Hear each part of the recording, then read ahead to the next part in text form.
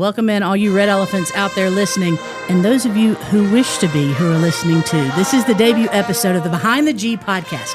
I'm Katie B. Davis, GHS alumni, current sports information director at Gainesville High School. And if we're going to go deep with it, I'm also an alumni of Anoda Elementary School, Fair Street Elementary School, and Gainesville Middle School. I'm joined, as I will be every week, by my co-host, athletic director for the Gainesville City School System, Adam Lindsey. Thanks for that wonderful intro there. It only took me 12 takes. Yeah, but they were great. I appreciate it. They were great. And I'm not an alumni of Gainesville High School, but it is my pleasure to serve as the director of athletics for Gainesville High School for the last 9 years.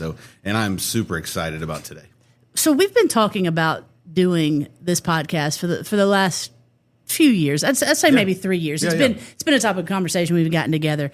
And I'm not going to say I've kicked the can down the road because there's been interest. Absolutely. But it seems like right now is kind of the perfect time to do this in the way we want to, with the purpose in which we want to do it. Well, I think you're 100% right there. You and I have talked a ton over the last couple of years that Gainesville gets a bad rap at times and doesn't always get the coverage that we'd like.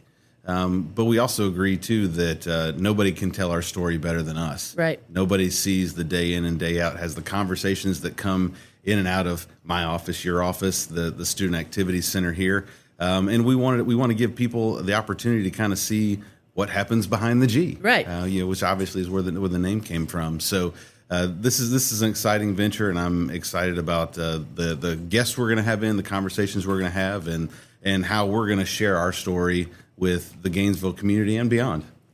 The name Behind the G, a bit of a double entendre, not in a tawdry way. We'll get to more on that here momentarily, but I do want to tell you on this first episode, we've got 3 of our current Gainesville High School coaches coming up. And first-year head coach Christian LeCoeuvre, great conversation with her. She's a trip. You're going to love it. Second-year softball head coach Brad Prestridge, who has his team off to the best start in Gainesville softball program history since 2014. That's a decade plus one, folks. He's doing a great job with the program. Conversation with him coming up. And then we wrap up our talks with coaches this week with football coach Josh Niblett. Entering his 4th year last year, bit of a disappointment. First 2 years, absolutely incredible. Really set the standard for what he wants Gainesville football to be. And hoping to take that to new heights this year. They welcome in Marietta to Bobby Gruen Field at City Park on Friday night. Elephant Walk at 5:45. Kickoff at 7:30. And volleyball and softball are playing at home as well. They both play at home tonight. Both starting at 5:30. Volleyball in the Student Activities Center and softball up top of campus here at Gainesville High School. So now that we've sort of laid the foundation for what today's show is, I want to get into what this is all about in the first place. You just heard us mention we've been in talks about doing this for a few years. It seems timely right now for a number of reasons. The biggest, though, being there's a perception that because Gainesville athletic departments statewide, region-wide, nationwide, are having to do certain things to keep up with the Joneses, as it were, that it means the foundation of us in particular has changed, of the Red Elephants in particular, of Gainesville athletics in particular, and this tradition of excellence that has been built since 1909 is somehow being forgotten or being thrown away for this new era. We want to, part of the purpose of this podcast is to show you how wrong that idea is, that we are fully embracing who we were while becoming who we are and then moving into who we will be, all while staying true to one thing, and that's the G on the chest and the red elephant is the mascot. Behind the G means that we're going to bring you the people, we're going to bring you the moments, we're going to bring you the stories that made Gainesville what it is in the first place. And that's going back, as far as we're able to go back. We want to do that.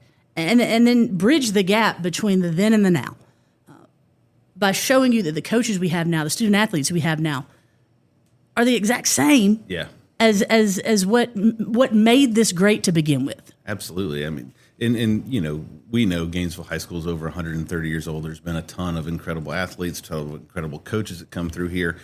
But at the end of the day, if you always do what you've always done, you always get what you've always got. And, certainly, whenever I first got here, this place, this campus, this school doesn't look anything like it does now. And nor does it look like what it was 20 years ago. That goes from, just societal changes and how communities grow. And you can either choose to sit here and put your head in the sand, or you can grow with it and do everything you can to improve your situation. And certainly as we've seen professional sports change, we've seen college change in the last couple of years, drastically, and how much that all that stuff trickles down. There's no way to sugarcoat that. So that's why what you've seen out of us over the last couple of years is our athletic department motto is we want to provide a Division I experience for our high school kids and high school kids and high school. That makes good sense there. But the point of that is when you go into our locker rooms, not every kid has the ability or the desire to go to the next level and play. We obviously have kids that have that opportunity, but we want to provide that for all of them. In all of our locker rooms, all of our kids have the same goal, and that's kind of what bonds them together. Their goal is to win a championship. Right. But what happens after that championship is a vast number of directions. So all in all, we want to provide that Division I experience. We believe it happens in 3 phases. The facilities, which has been kind of the biggest one that everybody wants to talk about around here. And I think we've done a pretty good job with our facilities. The second phase of that is the people we put in the building, the coaches. And I believe we've done a fantastic job of hiring coaches. You're going to get to hear from 3 of them today that, Josh in that conversation has been with us for 4 years. Christina has come in and man, she's gotten after it. She's done an amazing job. Set the building on fire. Yeah. Everybody, she may literally one day. We're not real sure. when she walks in the room, you have no doubt she's the loudest one in the room. But that's the Yankee coming out in her. Yeah, But the people that we come in put in the building are so important and unprompted. When we had the conversation with those 3 coaches, they all talked about the importance of the connection with the kids, the importance of the relationships, building the young minds of the kids and making them stronger. They didn't come here talking about X's and O's and coming in here talking about, the skill building, those kind of things. All those things are important, but they all understand, and as part of our athletic department, that we have to build strong people, strong citizens that are going to leave us, and no matter what they do, they're going to be successful. So that's the second phase. Third phase is the resources, and I always kind of look at that as my job to make sure our kids and coaches have everything they need to be successful. But that getting that all of our coaches, all of our programs on that same mindset of what the kind of experience we're going to provide for our kids are, I think is what kind of has changed, helped us continue to grow the program over the last couple of years. I have said it in close company. But never in a format like this. But here we are, and so I'm going to go ahead and let it fly. I came up through Gainesville in the heyday, especially for female athletes. Things were really taking off. We were either playing for state titles or winning state titles in absolutely everything in which we competed. Track and field in 1998. Softball played for 2 state titles. My sophomore and senior years, basketball won a state title. Go to Elite Eights, boys basketball. We were winning in everything. Played for incredible coaches. Got to grow up in this school system around incredible coaches, incredible athletes. I can stand here right now and say, and yes, there's no argument here. There have been great individual coaches come about over the course of the history of Gainesville high school athletics. In no time in the history of our great Red Elephant tradition has there been a conglomerate of coaches all vying for the same things, all with the same goals of, yes, both winning, but also developing great character people. There has not been at one time in the history of Gainesville High School a coaching staff with the acumen, with the accolades, that we have here now. We're incredibly fortunate. I think people, again, People overlook a lot of things that go on here. Hence why we're going to take you behind the G. They overlook for their own because of their own personal agenda or perspective, whatever the case may be. At no time, and anyone who claims to be a fan of Gainesville is proud to be a Red Elephant, and thus cheers for the G at all times, no matter what. There is no better time to be proud of that which you graduated from, that whom you played for, the uniform you once wore. There's no greater time to be proud than right now. Whether it's being reflected in wins or not, because of the kind of people we have leading our student athletes. Absolutely. Best coaching staff. Yep. You can match our coaching staff. There might be places that can match maybe. Most places can just match one or two of our coaches. Exactly. But the entirety of it, an absolute unbelievable job that you, Dr. Jeremy Williams, our superintendent, the leadership has done to bring in these kinds of minds, of people, of stratagems, of, they cover all the bases. We're incredibly fortunate right now. Absolutely. And I think we're fortunate enough to be in Gainesville because I like to say all the time, Gainesville's a community that unabashedly cares about athletics. Oh, yeah. Now, they care about everything. Yeah. They want us to have the best band. They want us to have the best fine arts program. They want us to have the best academics. Absolutely. But they certainly do make no bones about being very thoughtful about the direction the athletic department is going in.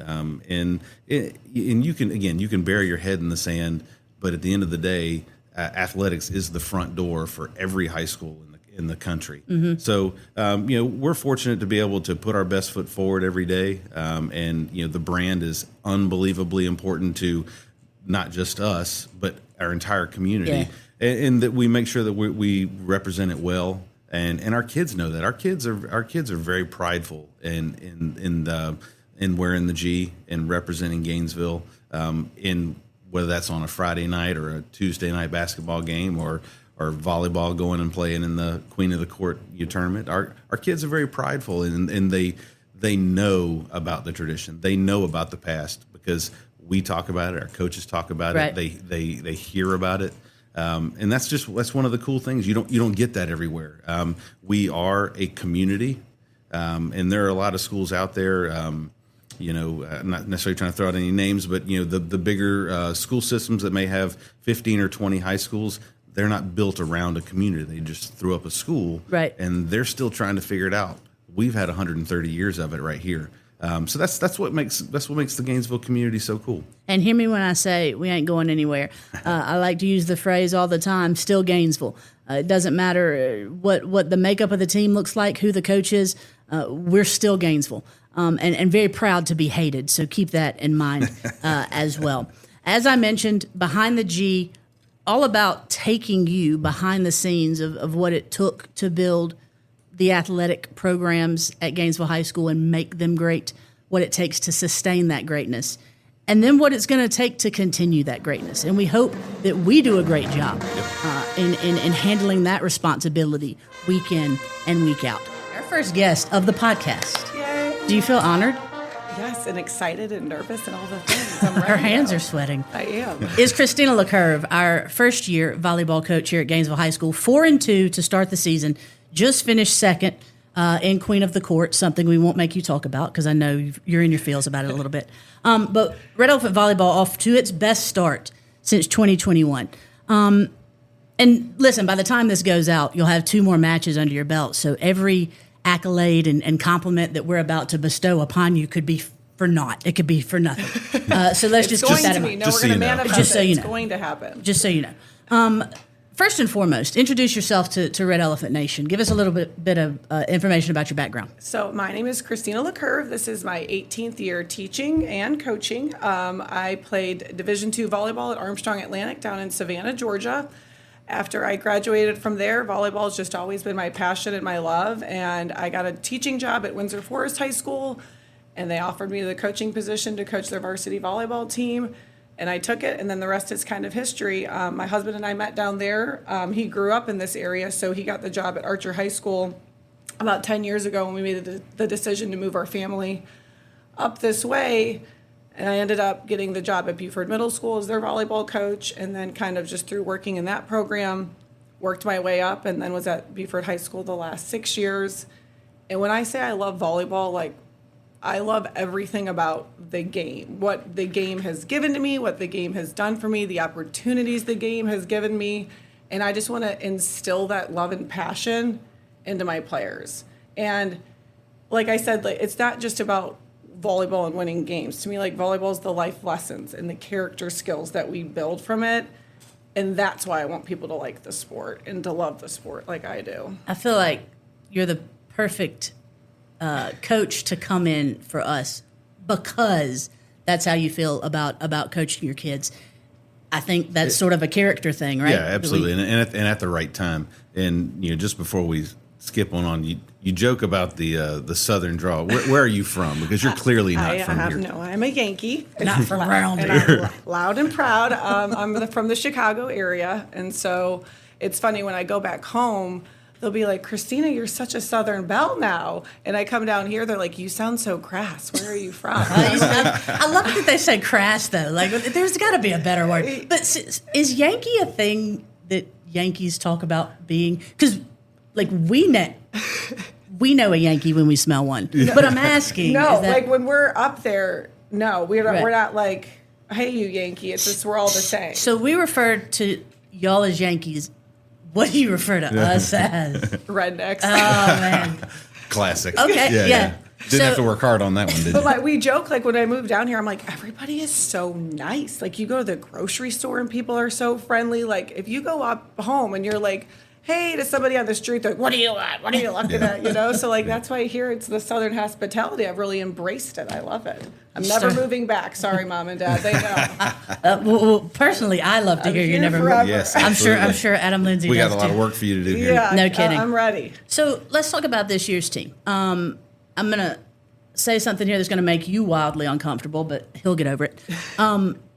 We lose the second best player in the history of Gainesville High School volleyball in Avery Lindsey last year. So, and she was the quarterback of the squad. She was the setter, handles the ball most of anyone on the team. That is a big position. It seems, though, that there's a fill-in happening, a team-wide fill-in happening. And I think the best part about taking this role in this job is I knew what I was walking into, but I didn't. They played a lot of seniors last year, which was great. So I hadn't really been able to watch a lot of film on these younger girls. So I'm kind of coming in with no expectation, just my standard, and being able to just let them rise to the standard that I'm setting for them. And they've done such a phenomenal job. And to me, coming into a new situation like this, everybody's like, new coach, very skeptical.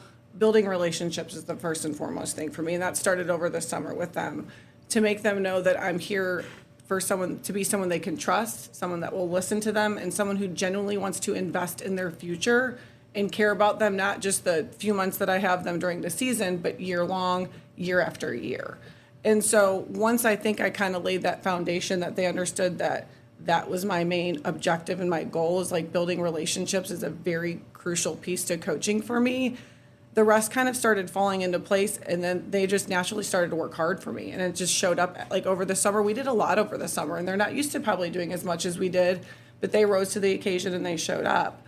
And then I would say once practice kind of has really started, we've had to sit down and have some tough conversations about, okay, we need to be fixing like little things like discipline. We talk about like what that looks like in practice and being very specific in that. And we talk about effort. What does that look like in volleyball? Not just being like, you need to have more effort, really break that down for them. And I think just those little things have helped kind of bring them together as a team. And then just instilling confidence in them, because a lot of these girls didn't really have a lot of playing time on the court last year. And so as female athletes nowadays, I feel like that's something that they battle with just in general across the board, is a confidence thing. And so empowering them to believe that they can be these players that I know that they can be. And so I'm really am proud of them and how they've responded to what I brought to the table. And we joke the second place finish was not ideal, but I think we talked about it yesterday at practice. Like, we did so many good things, that we're going to have our chance again. You know, there's going to be another trophy for us to win. And I'd rather make these little mistakes now early in the game so that way when Hall County championships come and, you know, region tournament comes, we'll be hands down ready for that. But when it boils down to it, and we all know this, being Gainesville, second place trophies don't mean a whole lot to us. No. That's not what we strive for. Correct. And we'll take second place here and win a bigger one down the line. Amen to that. Amen to that. You know, it's funny. I was black and white about moral victories until I became a coach.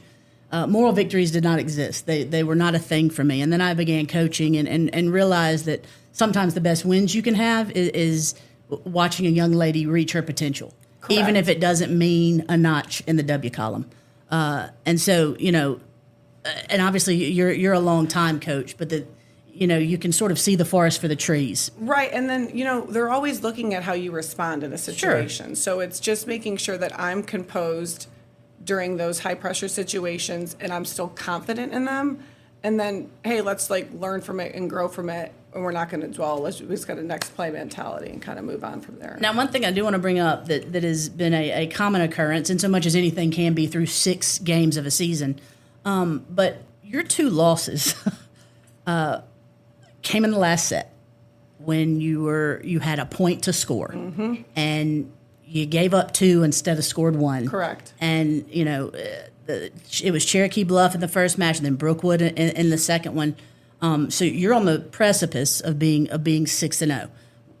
One of the things, and I think it comes with the confidence piece in young ladies or whatever it is, but when we were chatting after the Brookwood loss in the Queen of the Court at Appalachia, we were chatting after that, you said, how do you teach mental toughness? Yep. And I'd be interested, because really that's the difference between you being 4-2 and 6-0. Correct. Is just that mental piece. So my panel of experts, what does that look like? Well, I think in my opinion, I think it's a multifaceted approach. I mean, I do think you have to practice it. I think you have to put your players in stressful situations and make it comfortable for them. You know, we always talk about in athletics, the best players, the game slows down for them. So you have to practice that, but you also have to talk about it. You know, you have to be able to evaluate how we handled it, how we improve it, how we mentally approach it better. So I think you got to hit that both ways, and it's not an easy fix by any stretch of the imagination, but you have to just approach it in multiple ways and see which way works because every player is different. Yeah. And that's a big piece to it too, is kind of knowing what makes each person tick.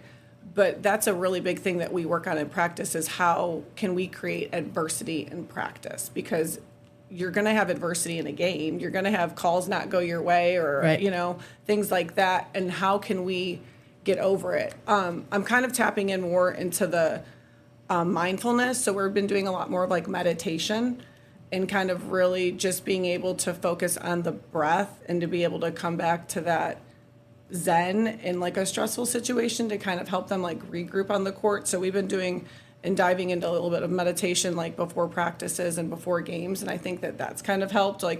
We laugh, we just did one on being like a mountain and thinking the mountain is strong and it doesn't waver with seasons and it doesn't waver when people are climbing on it, and we want to be like the mountain. It's we just want to be cool, calm, and collected and strong in the foundation that we've built. So when things do come our way, we're the mountaintop. You know what I'm saying? You hired a yogi. Yeah. Had no idea. Man, zen up in here. I'm calmer just hearing you talk about it. And it really does, if you, and again, like Adam said, it's a skill you have to practice. Right. So breathing techniques are a skill you have to practice, Yeah, but yeah. those can help play a role when we're in a close, game or a 5th set match and it's 2 points.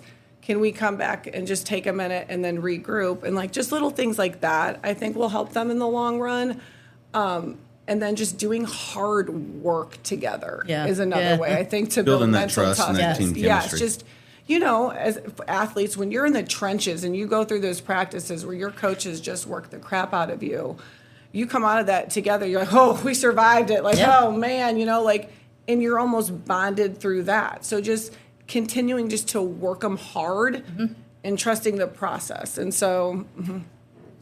Well, and I do want to commend you on that, Coach. I do realize I've seen a lot of Gainesville volleyball over the last 9 years, and I am very pleased with where the team's at right now. You are playing some younger players who didn't have a ton of experience, and they have improved. There's no doubt about that. They're going through scenarios they haven't been through, and they're not always reacting the exactly way, but they're seeing it, and that way we know that eventually they're going to get over that hump. Right, and just trusting the process, right. By the way, this is your beginning of the season meeting with the athletic director. Okay, good. Check that box. It's going well. Yeah, you can check that box. It's going well.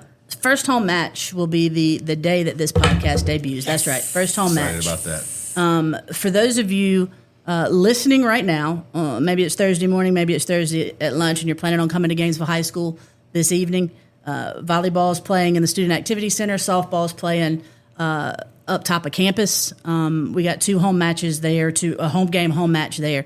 But you dress up. I want to talk about this real quick. I mean, I won't be in stilettos. Stilettos. I won't This is be the fashion portion of the show. Right, Yes, this is the fashion. right. But I do, and I think it's important to show females especially that we can still look nice, and you dress up for things that are important, and that little layer of professionalism still, that like, this is a big deal for me, you know what I mean? And I want to make it a big deal for you when we're playing in front of our home crowd and our home stand. So I've kind of always dressed up at home games just kind of for that reason, that like we can still be a baddie and we can still like win games with the blazer on. She just said baddie. I did. Also, do you think I give young ladies the impression that you can be amazing and look like a bum?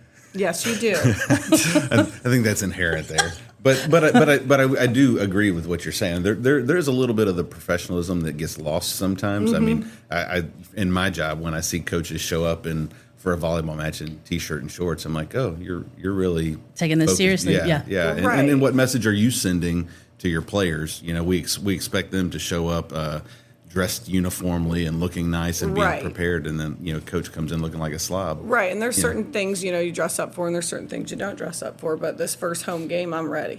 I mean, She's going to come out in that I have sequin. a couple outfits laid out, so I haven't decided. Do you really? Yeah. Oh, my I might need to go gosh. shopping for another red top, but I need more of those. She's trying to battle with Coach Niblett for listen. best dressed. Well, I've been hearing I won't do an outfit change though in between sets. Though I'm a one okay. outfit. He doesn't do that. That is like the That's craziest. only rumor. preseason games. That is the craziest rumor that 100% people believe. So, Coach LeCoeuvre, Christina. And by the way, don't ever try to spell her last name. Professionals only. Professionals only. As we wrap up with you, you know, when we lost our former volleyball coach Rachel Lawley, who did an incredible job last year with the girls. You know, you're turning right, you're turning left. Where do we go? Again, we've lost a player that could attract a great Right. coach, but there's so much there. It just was untapped yet. And here you sit. And for those of you listening, we got us a good one. I want to know though, and those listening will as well. What made Big Red attractive to you? Oh, a lot of things. Adam and I have been talking. We've been talking for a little bit. We'll just say that. Yeah. We don't need to give specific Yeah. details on that. It's the people here that I'm working for and working with is a big thing. I feel a lot of support from the athletic side that I don't think I have necessarily It's okay. You can say it. Yeah. received in the past. And just to be able for me to come have a fresh start somewhere and really build a program and not just a high school team. When I say a program, that is elementary school up. To be able to build a program the way I envision it with the support that I have was the main reason, because that's how you win games. You don't just win games by, you know, everybody thinks, oh, well, you get athletes. It doesn't happen as often as you think, especially in volleyball. Like, you have to home grow them, and you have to have that love of the game at an early age so that they'll want to keep playing. And so one of my big initiatives moving into this season is not only with the high school girls, but really pouring into the middle school program and really making sure that they receive the love and the support so that those girls will want to continue playing. And so, like, I know all their names right now. I want to know all their names. I want to know all the kids that play volleyball in elementary school. Like, I want to know all of that stuff so that by the time that they reach me in high school, they know what I'm about. They know what my expectation is. They know what the program expectation is. And then it's just an easy flow and an easy transition throughout, middle school to high school. And it's one of those things, like, as we were having these conversations, when I'm looking for a coach, I have to explain to them, at Gainesville, we run 6 through 12 programs. Yeah. And, right off the bat, coach was like, I want to have control of the middle school. And in the back of my mind, I'm thinking like, well, good, that's the expectation,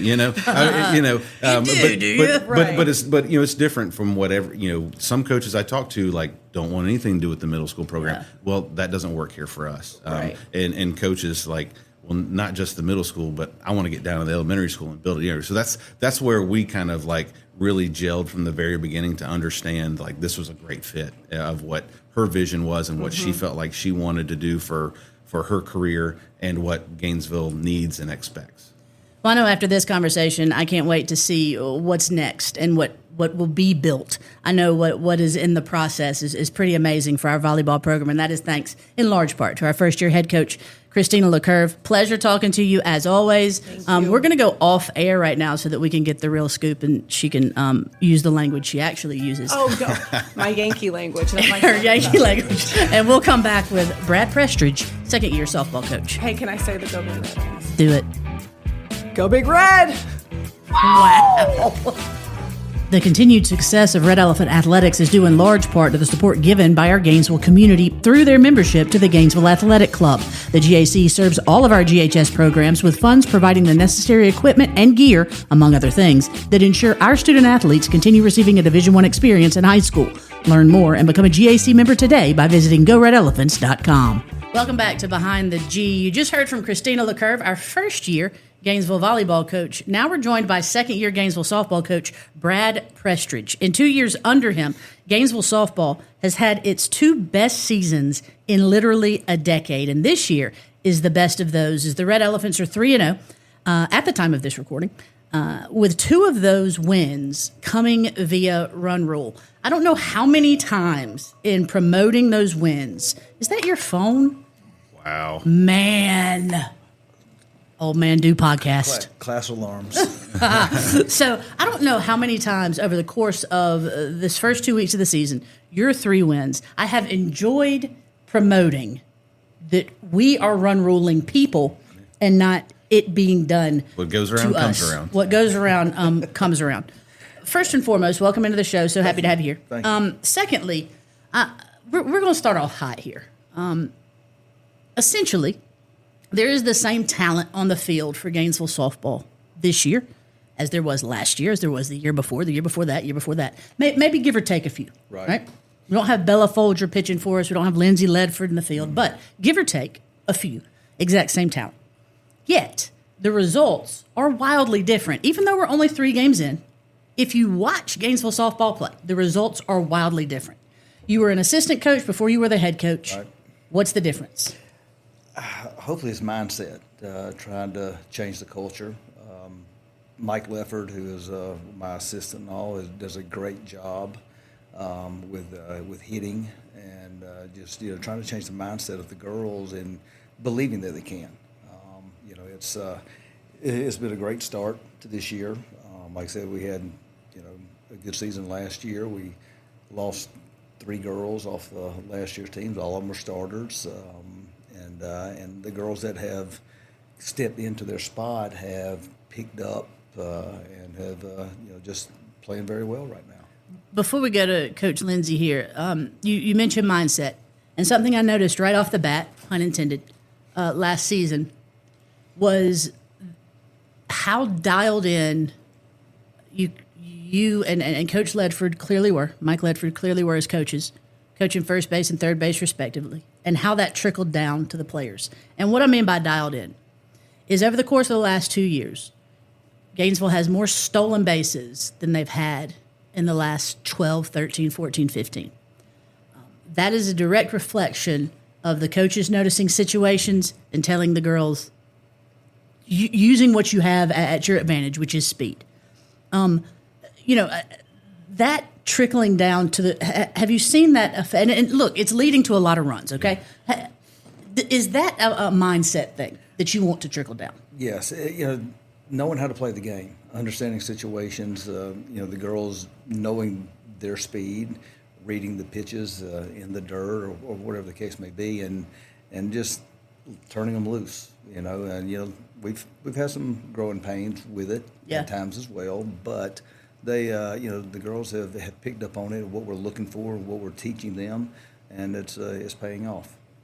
So I just want to piggyback on, I guess, what she was asking, but also we talked about this with Coach LeCoeuvre in the last segment, the mental toughness, the mindset. Talk to us a little bit about how you train your team and your girls to be ready for the moment, to fight adversity, because it's always going to happen. Right. So talk to us a little bit about how you deal with that, how you teach your team to deal with that. With Mike, who has, he's coached at Bernal. He's travel ball team with his daughters coming up, and also he's got a lot of knowledge. And we try to put the girls into situations, at practice that'll help lead into to what could happen on the field. Again, just a lot of repetition and talking them through stuff. When we at practice, when we make mistakes, we stop, we talk about it, we tell them what should have been done or how to or whatever the case may be. And right now we've got some girls in the right spots, which helps. In the past, we've had girls play in places they probably shouldn't have been, but out of necessity, we had to fill in and put and do. So just a lot of work. During the summertime, we here for 2.5 hours, the days, and just putting in a lot of reps and hopefully just getting the girls to understand the game more and what we're looking for. Certainly, without a doubt, and I know that's been one of our struggles here. We maybe don't have as many girls that grow up playing softball, so they're having to learn it, either whether that's in middle school or as they're coming up through high school. Certainly, being able to teach them the game, learning situational awareness goes a long way, because they don't always come with that. Right. Yeah. We in the past, we've are getting girls first time they were trying to play golf as a freshman or sophomore. Softball as a freshman or sophomore. He's also the golf coach. Sorry. Both ways on that one. Yeah. It goes every direction. And it's tough. In the last couple of years, granted we only got 3 8th graders off the last year's middle school team. They're now our freshmen, but they played a couple of years. Mm-hmm. We've got our middle school program is where we're putting a lot of effort into. We've got a couple of parents that are willing, and they're starting. They're some 10U and 12U travel ball teams, and the parents down there are all in, and which is great. And so hopefully as the next couple of years go, and we keep getting these middle schoolers that have been playing up to the varsity level, we can just transition them into a little bit faster and stronger game than what they're seeing, at the middle school. A noticeable theme, both with Coach LeCoeuvre a little while ago and now Coach Prestridge, it starts young. Yep. And if you don't start them young, right, the likelihood that anything happens when they're older is nil, 0 to nil. You and I have had conversations about back when Gainesville softball was really the toast of the town, the toast of the county. Played for two state titles, and this was back in the day. And that, excuse me, and that the reason that was able to happen is the 10U, the 12U. Right. Not necessarily travel ball, because that really wasn't a thing back then. No. But it happened because they, those players were taught the ways of the game, but more importantly played together, and all that kind of stuff. Right. So as the coach of a 6 through 12 program, as the leader of the softball program, what investment, what investment do you make in those really really young ladies? Getting the right coaches in line. It all starts with coaches that want to teach the fundamentals. If you get kids up that can't catch and can't throw, then you're kind of behind the 8 ball. Right. So having the coaches in place to to teach the fundamentals and and do everything the right way. is big. Just get them started young, get them in the yard. The things that you don't see anymore. Kids just outside throwing a ball. Yeah. Whether it's playing with a ball in the yard or with a real one, which depends on how big your yard is and how your neighbors act. But just growing up playing and being around the game and watching the game, just to learn it and see situations and know how to react to it. We used to play hot box where you just get in a rundown and try to get back to the base and things like that. And the kids today, that's things we were having to teach. Yeah. Rather than them just knowing how to do it. But with the travel ball programs and big, strong rec programs, the kids get to play more games, are more competitive, and they get to see a lot of different things. And that's how you build your knowledge and what to do and how to handle situations. And I think one of the things that people don't realize, with Gainesville running 6-12 programs, we can't ever impress enough on our middle school coaches how important they are to the success we have at high school. We talk to them all the time about just what Coach was saying. It's important for them to teach the fundamentals of the game, to teach the game. It's not about the wins and losses at that level. Obviously, we want to win every time we go out on the field, the court, whatever it is. But at the end of the day, we want our kids to learn the game, to come up to the high school knowing the fundamentals, and then let us kind of take it from there. So those middle school coaches are so important to the success of all of our programs. Right. And we call this podcast Behind the G because we do, in fact, want to take you behind what it takes to be successful, behind what it took to become successful to begin with. And one of those things, at least for me, is, and I've been saying it the last 6 or so years, that Cheeto dust is really getting to me. I've been saying it the last 6 or so years. If they show up day one of their 9th grade year and it's the first time they've touched a bat, we have set ourselves up for failure. Absolutely. And that's any program, every program across it. But the only program we care about in this room and this podcast is Big Red. And really, by and large, what has happened over the last few years is young ladies, and they're putting themselves out there. Let me be very clear. They're putting themselves out there and should be applauded for that and wanting to do something and wanting to represent. But it puts a program behind the 8 ball when they show up day one their 9th grade year, and it's the first time they've ever put a glove on. Right. So a lot of hurdles to overcome for our softball program, but the good news is we're kind of on the uptick. Yep. The program definitely, like I said, we've had some of these girls in the program for a few years now, so they know what's expected. We still have 3 seniors and 3 juniors this year. Our 10th grade class has 6 in it. The freshman class still, we just have 3. So, the sophomore class is a big class. They, like I said, they got a taste of it last year. And this year they've built on what we taught them last year. And like I said, they're getting better. Right. And, like I said, we just, it's a process, and, we're just trying to keep climbing that hill.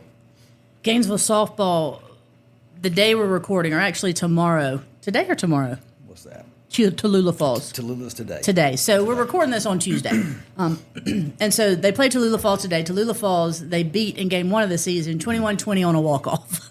Had an 8-1 lead, let it slip a little, and then ended up winning the game. So here's hoping that Tallulah Falls has not yet learned the word revenge, and that we wind up 4-0 by the time you're listening to this podcast. But on Friday, Gainesville will play its 2nd home game of the season. Taking on Central Gwinnett. Saturday. No, Friday. So Thursday. Thursday is Central Gwinnett. Where are we? What time is it? It's Tuesday. Thursday is Central Gwinnett. Right. Yeah, Thursday is Central Gwinnett. Softball beat Central Gwinnett last night, 17-1. 2nd run rule game of the season. I'm going to say run rule as much as I can until I can't say it anymore because I'm just so excited. But they play Central Gwinnett, and then on Saturday, 2 games. We're going to play Cedar Shoals. We're going to play Chestatee, one at 9 a.m., one at 12:30 p.m. So you get your tickets at GoFan. Make sure you get out to see the Red Elephant. Stay all day because we got 4 games. Exactly. Come stay all day. And the concession stand is going to be popping. If I know anything about this concession stand is going to be popping.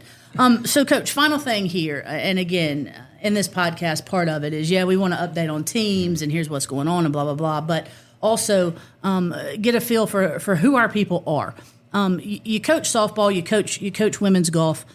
You were an assistant basketball coach. I think you've been an assistant coach of every sport. I don't know about every sport, but a lot of. So What other than the pay? We're going to go ahead and knock that out. What other than the supplement? Truly, you've got to love it to show up and do it every day in the capacity in which this day and time demands. What do you love about coaching? You know exactly what it is. I mean, it's a grind. You build these relationships with these kids, and yes, it's the sport. It's about the sport, but it is more than that when it comes to when you're teaching and coaching kids. You're trying to help them grow as an individual. So it's really the big picture. This is year 24 or 5 for me in teaching and coaching. So it's just something I love to do. I love coming here every day and working and being around the kids and putting in the time in to see them improve and to watch them grow, through the years. It's great to have when you get kids as a ninth grader and watch them all the way through to their senior year. And like I said, you build those relationships, and it's just fun. I enjoy the sports, so I just has reason to get up every morning and come to work. But it's something to look forward to. It's cool to say that. It's cool. You can say that in this room. Maybe don't say it to Coach Roberto Rivera, our principal, but you can say it in this room. And it's fun for us to be able to watch, not just, again, we talked with Christian LeCoeuvre about moral victories, not just notching a W, but seeing these young ladies accomplish something, even if it's a small improvement, and the joy they have on their face. And boy, that has happened over the course of the last 2 years.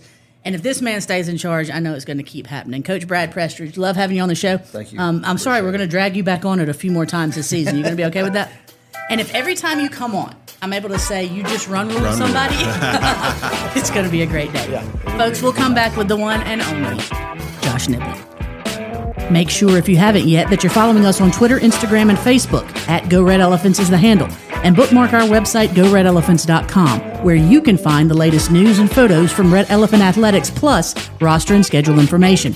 Go Red Elephants on social media, GoRedElephants.com on the web. All the Big Red you can handle right at your fingertips. For the final segment of this week, as should be expected, we saved the best for last. Football coach entering his 4th year at Gainesville High School, Josh Niblett, in 3 years with the Red Elephants, 33-5. First 2 years, Coach, first of all, welcome. So happy you're here. You look good. Sound good. Breath smells good. Appreciate it. Yeah. For all the viewers. For all the viewers. Yeah. If you had smell-o-vision, you'd know. First 2 years with us, you taught us to expect a standard. You taught us to expect a standard. And I think last year, I know for everyone involved directly, but of course for those of us who love it like y'all do, fell a little short of that standard. What's the work been like over the summer? What's the work been like pre-season to get ready to raise the bar back up this season? Yeah, I think the bottom line is when we came in January, which first of all, once the season's over with, I've got to do an evaluation of where we are as a program, right? So, why did we not do the things up to the standard that we wanted to? Why were there things in certain parts of not just the program, not just on Friday night, but from an overall standpoint, when I evaluate our program, I've got to look at it all. Most people in our program can see it from 9,000 feet. I've got to see it from 60,000 feet. So I've got to see how it all works together. And so, first thing I had to do was evaluate myself. What did I not do right? What can I do better? And then, I think you got to take it personal. I think you got to be critical of yourself. And then when that's happened at the end of the season, then we do, our staff evaluations. And, I'm always going to be high truth, high love with our guys. And, I thought as a staff, we had some things last year where, we were lacking a little bit of staff early. So, there was a lot of moving pieces going into the season. So, the connection part with our players, I don't think was as strong as it was the first couple of years because guys are just trying to get to know each other, know what we're doing, know what our culture is, our program. So then when we came back in January, just laying it out to the state of the program to our players. And the first thing I just told them, I said, look, what happened last year, we got to own it. And if we'll own it, then we'll earn the right to fix it. Because we own 2022 and 2023. Those are easy to own. Yeah. You got to own the ones where you maybe just didn't play up to your standard. And I think our kids have done that. I think they're desperate. I think that's the way they've been working. And we've got a really, really good group that's been with me the last 4 years that were 8th graders the spring when I got here. And so this is kind of that first group that I got to bring all the way through, and I'm excited about this group and the leadership and the standard in which they went about their business every day. Absolutely, and if you would go into that just a little bit deeper with some of the seniors, you got a strong senior class here. This is your first group that were freshmen.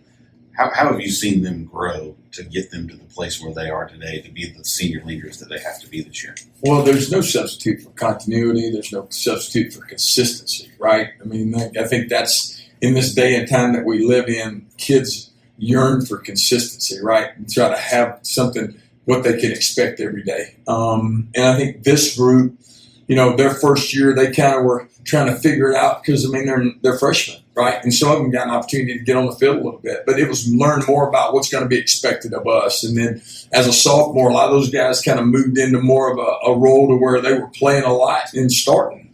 And then last year, I think the toughest year for kids is when they're a junior. I think they want to be leaders, but they feel like, hey, I've got to let the seniors lead because that's kind of what they're supposed to do. And I think last year there was a little bit of that to where I think we had a lot of juniors that wanted to lead and could have led.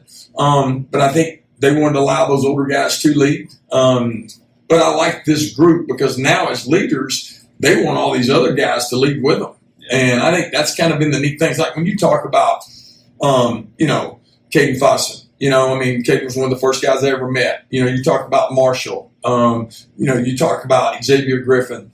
We got a lot of guys in that group that Roger Holder, Damari Cheeks. A lot of those guys have been through a lot in our program. And to see them come full circle to a point of where, hey, this is an exciting time for them. I'm excited about this group. And look, this is the first. We're 30 guys as seniors? Yeah. It's our biggest senior class since I've been here. 30 seniors. Yep. Goodness gracious. That's absolutely remarkable. And those guys stuck it out. I really think about Marshall Leonard. Had him in class when he was a freshman. Of course, he goes through an injury. Yep. And he was a standout as a sophomore. I think he may have been one of those that played a little bit as a freshman, defensive lineman for us.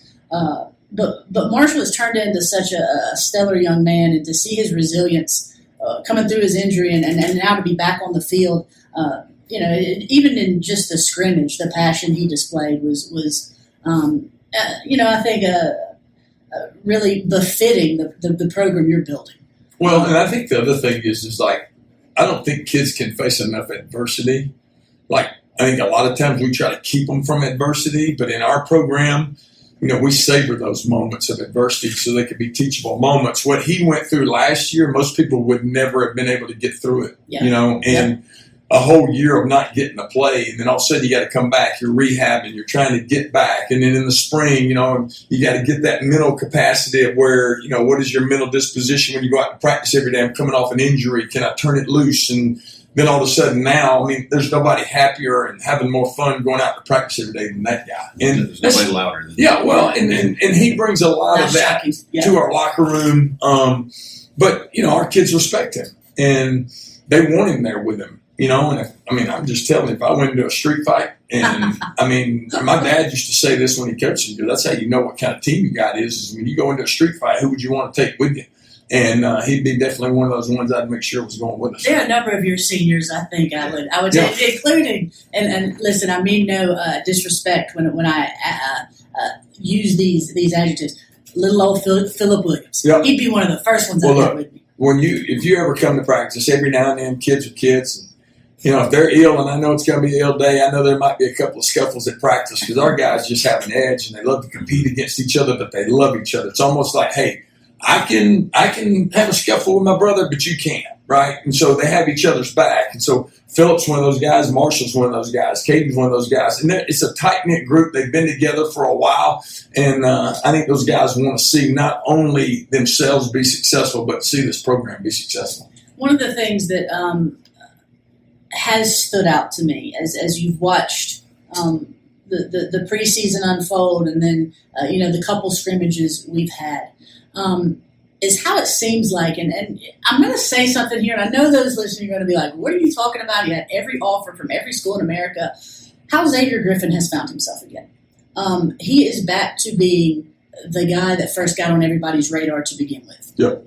And I want to know if you see.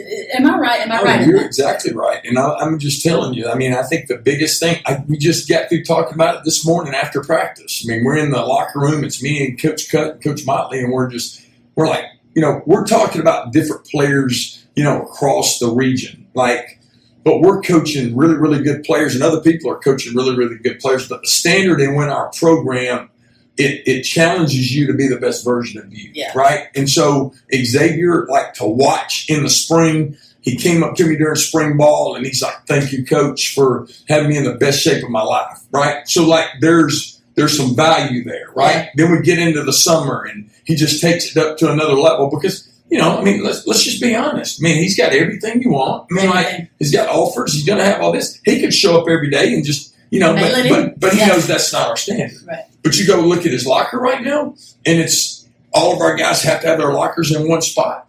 I mean, his locker's going to be perfect every day because that stuff means something to him. Come watch him practice. I mean, him flying around. Last week, when we played McEachern, just watching him fly around the ball and playing at a high level, practicing at a high level, he's going to have an unbelievable year. And everything he's getting, he deserves. And let's be very, very honest.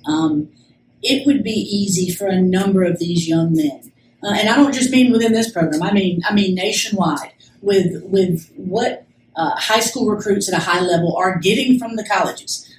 It would be very easy for them to mail it in. And yet we're seeing the complete opposite with a number of our seniors, a number of our juniors too. Be on the lookout for them. But a number of our seniors led by Xavier Griffin. Before we continue with you, Coach Niblett, I want everybody to know, if you go to our website, goredelephants.com, go to the football page, complete roster, complete schedule, all the news, all the photos, anything you could want is right there at your fingertips. And of course, our boys open up at home. Have 7 home games this season, praise the Lord, and Bassett Biscuits. Open up at home Friday night against Marietta. Little history here.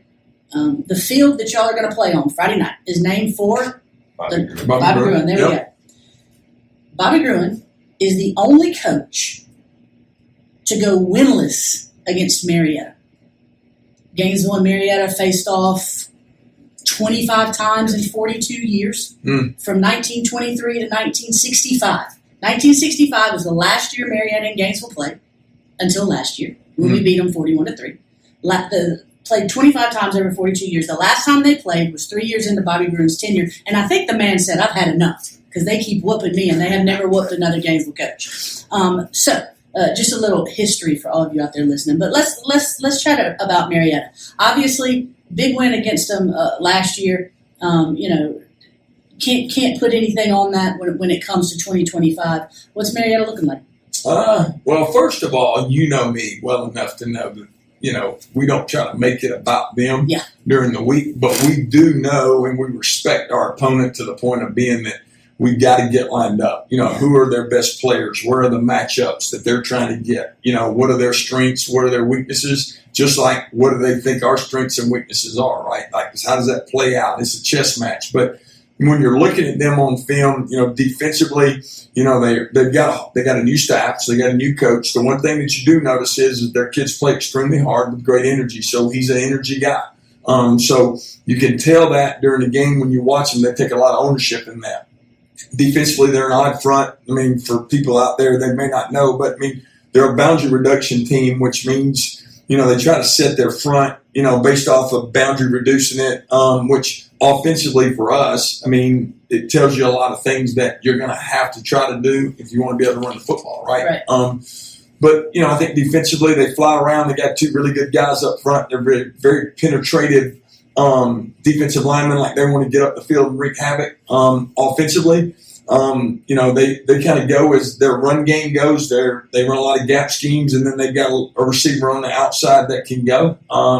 Special teams wise in their jamboree, they blocked a punt, ran a punt back for a touchdown. Defensively, they had 2 pick sixes. So, we got our work cut out for us. But it's like I told our guys, this week's about us, right? this is a big game because we're playing in it. Yeah. And so that's the way we blocked in and focused on. We got to take care of us because if we don't take care of us, KB, then it's going to be. We're going to hope they don't play well. Yeah. We don't need to let people dictate what we're doing, but we respect them and we know they're going to come in here with some energy. Well, and it's one of those things I love to hear you say it when it's a big game because we're playing in it. People don't always realize that your focus is always on us. Obviously there are things we have to do to prepare and those kind of things. I want to go back for just a second because we've kind of had like a little underlying theme for our interviews today about the mental toughness piece, about the mindset training, putting our kids in adversity. And if anybody who really knows your program knows, y'all spend a ton of time on mindset training. So for those that don't know, give us kind of like what it is you're trying to do, especially as it goes into this week as far as mindset training for your kids to have them ready for Friday night. Well, I love talking about that more than I do football. But even through the off season, we have mindset training, and our kids get a journal. It's a red journal. It's leather. It's unbelievable. It's got the program on it, and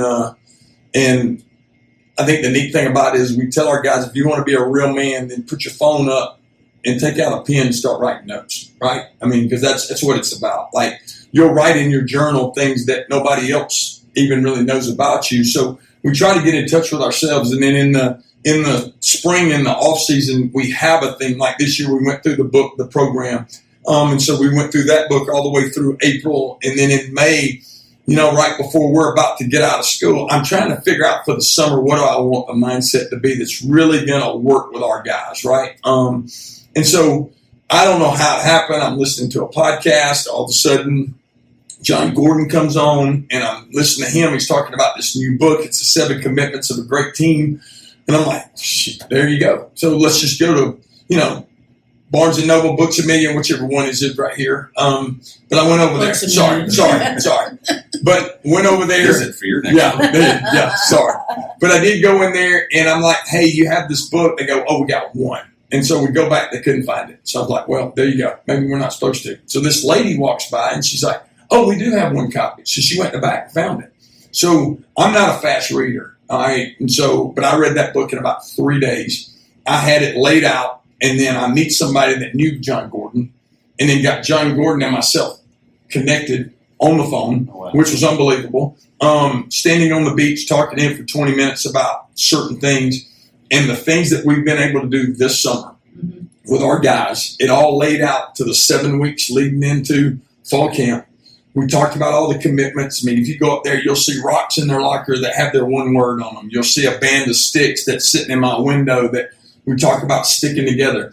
But this week, for game week, it's be who we say we are. Okay? And yesterday's mindset was reasonable expectations. Like, if you're going to be who you say you are, then what is reasonable expectations? For most people, it's just get through the day. Like, what does practice look like for us in our program that is a reasonable expectation? And for us, it's every day you got to move the needle up. If you're the same guy making the same mistakes as you did last year, then it's not going to be good because you're not going to be successful. And so in our program, like, what does that mean? So for this week, like, it doesn't matter everybody outside our building that has reasonable expectations for what they think we should be. It's what we think we should be. And so expectations are what you want them to be, not what somebody else puts on you. Nobody puts more expectation on us in this program than we do that are in the building, in the locker room, the core of our program. So, Andy Reid, coach of the Kansas City Chiefs, former coach of the Eagles, former offensive line coach, he has a note card posted on the wall behind his desk. Has the entirety of his coaching tenure in the NFL. That note card says, "Don't judge." It's a daily reminder to him, and this is a coach that few will surpass when it comes to success. And yet, a simple message every day he sees, "Don't judge," reminds him to meet his players where they are. Mm-hmm. No matter what they're going through in life, no matter where they are athletically, no matter where they are, but meet them where they are, and then push them to their potential. What do you have in your office, at home, that you wake up, you see? What's your note card? It's funny that you say that because, like, for me, I'm a faith-based guy. So, I mean, for me, it's scripture for me. I mean, Joshua 1:9 says, "Have not I commanded thee, be strong enough, good courage, don't be afraid, neither be thou dismayed, for the Lord thy God is with thee wherever thou goest." And so when I wake up every morning, I know I'm not by myself, even though sometimes, you go through days where you feel like the world's on top of you and you're by yourself. I'm not. And so I just try to reach a strength and a power that's greater than me. So that way the cause is bigger than myself every day. And I don't have to worry about what I'm about to go through because, like the big thing with our guys is we talk to our staff, because I meet with our staff a lot, all right, and our staff's got to go out and they've got to speak the same language, right. And they've got to give the same message. And this past offseason, it was about connecting, right?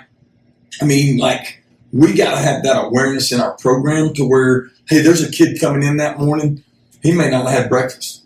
There's a kid that came in that morning that they might have been in an argument. Mm-hmm. They had a kid come in that morning or that afternoon and they broke up with their girlfriend, right? You got to meet them where they're at, right? And kids want to know how much you care before they care how much you know.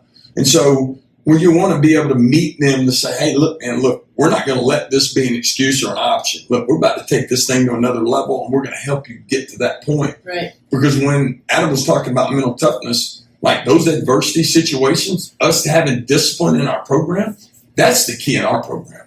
When people say, well, discipline, kids hate to hear that word. But I tell them it's simple. There's something over here I don't want to do that I need to do. Can I make myself do it?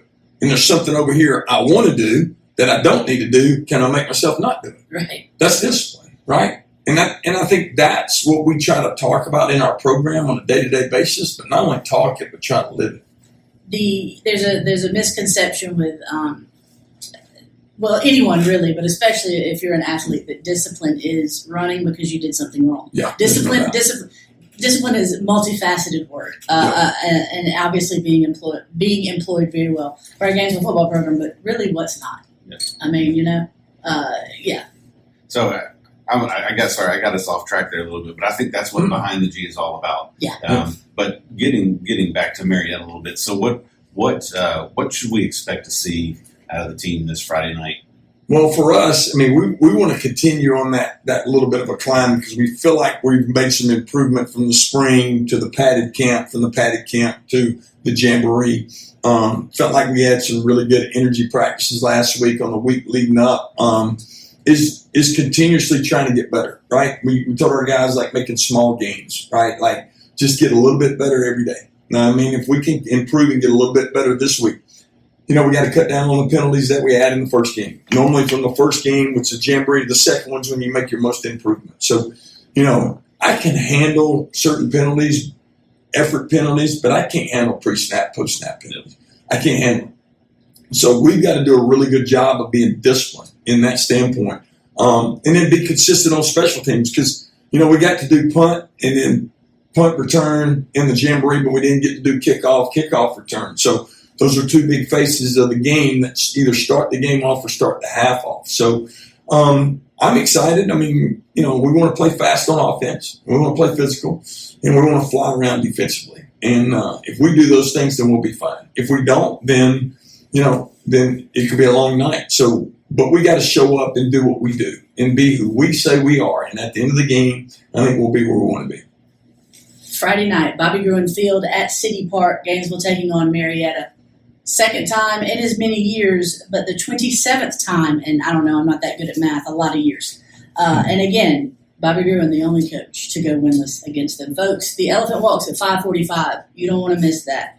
Pre-game festivities, not going to want to miss that either. We've got a brand new pre-game video we're rolling out. It's pretty awesome. I've seen it, so make sure that your fannies are in the stands for that. And then, of course, kickoff at 7:30 is Teacher Appreciation Night at City Park. Any and all information you need on our website, GoRedElephants.com, or follow us on social media at GoRedElephants. More importantly, follow this guy and his program on social media, at Red Elephant Football on Instagram and the Twitter. Coach, I don't know.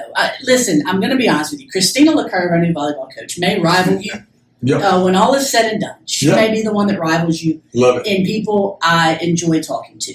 But they ain't nobody better. And I love you and can't wait to have you on again next week. Well, I love you too. And love Adam, man. I appreciate everything y'all do. This is not about people it's a connection we have in these buildings. And people don't understand. They don't. Right. And But God bless everybody, and go Big Red. Look forward to seeing everybody Friday night. Thanks so much, Coach.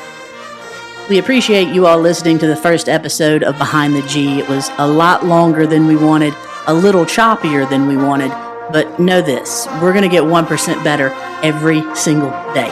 Tune in next week as we welcome longtime GHS cross country and track and field coach Rich Corbett. If you have a question you would like answered on the show or a show topic you want discussed, email me, katie.davis@gcssk12.net. Until next time, be great, Big Red, and we'll talk to you soon from Behind the G.